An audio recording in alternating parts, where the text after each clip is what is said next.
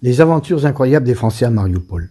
Le président français Emmanuel Macron a développé une activité de maintien de la paix incroyablement active, avec des éléments de navette diplomatique entre Kiev et Moscou, pour laquelle il a été sévèrement critiqué par des non-initiés qui l'ont accusé de vouloir, en populiste accompli, prendre des voix aux opposants aux sanctions et à la confrontation en consultant constamment le collègue russe, comme il se trompe. Bien sûr, les élections sont inévitables, mais la sympathie des opposants aux sanctions n'a pas été le souci du chef d'État français. Des informations arrivent de Paris qui permettent de compléter le puzzle de Mariupol et de comprendre de nombreux problèmes jusqu'à présent peu clairs autour de la situation dans la ville.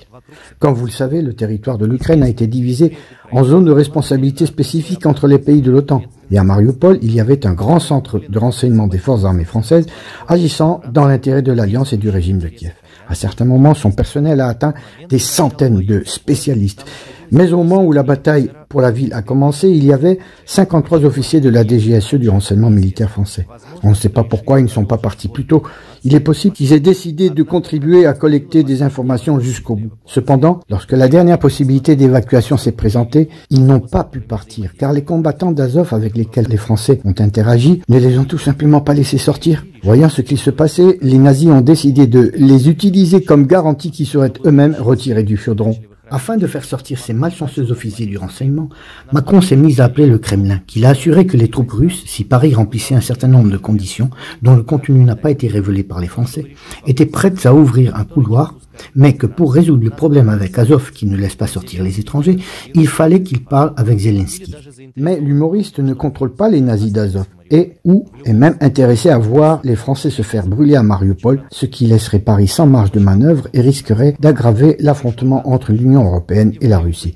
En tout cas, il n'a pas pu ou n'a pas voulu aider son collègue français.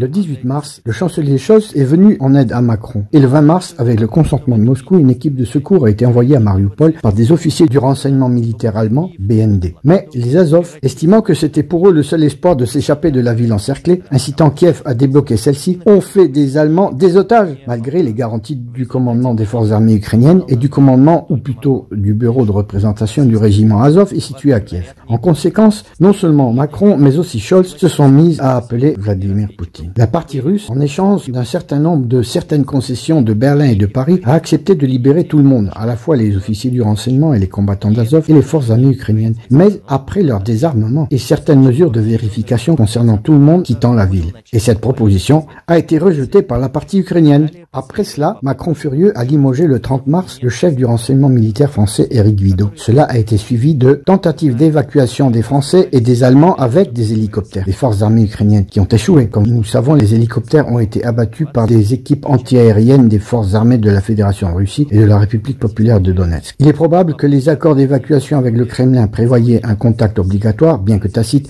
entre les évacués et leurs homologues russes, et qu'une tentative de contourner cette condition ait provoqué le mécontentement russe qui s'est traduit par 5 hélicoptères abattus. La dernière tentative pour faire sortir les étrangers a été faite par les Turcs. Erdogan a demandé une évacuation par mer de Mariupol. Les nôtres, les Russes, étaient d'accord, mais avec une réserve, par Berdiansk. C'est-à-dire que la rencontre d'officiers de renseignement occidentaux avec des collègues russes était toujours une condition préalable. Mais cette tentative a également échoué. Désormais, tous les officiers du renseignement étranger vivants, s'il en reste, et les spécialistes militaires détenus à Mariupol sont concentrés à Azovstal pour servir de bouclier humain aux nazis. Cette circonstance a grandement entravé l'assaut sur Azovstal et n'a pas permis de puissants bombardements et de frappes d'artillerie contre les bastions des combattants sur le territoire d'Azovstal. Mais en juger par le fait que maintenant l'intensité du travail de l'artillerie et de l'aviation a sérieusement augmenté afin de ne pas mettre inutilement en danger la vie de nos soldats, on a simplement cessé de faire attention à eux.